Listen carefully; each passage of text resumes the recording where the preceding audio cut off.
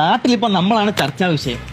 ആഷറും പിള്ളേരും box office തൂക്കി അവസാനം കേരളത്തിലെ നമ്പർ 1 കളക്ഷനായി.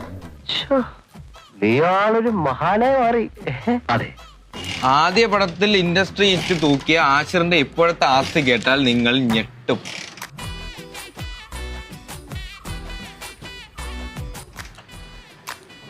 ഞെട്ടിയാ?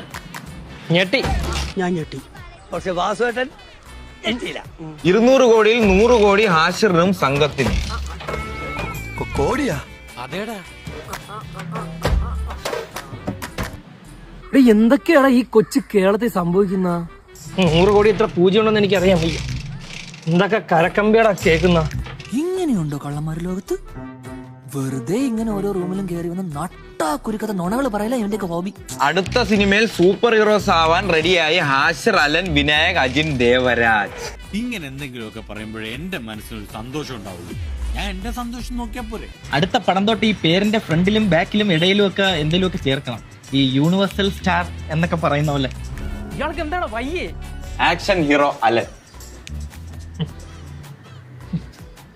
ഞാനൊരു വലിയ സംഭവം അല്ലേ? പേരും നീയും കൂടെ അങ്ങോട്ട് ചേർന്നില്ലടാ. രണ്ട് ധ്രുവത്തിൽ കിടക്കുന്നു.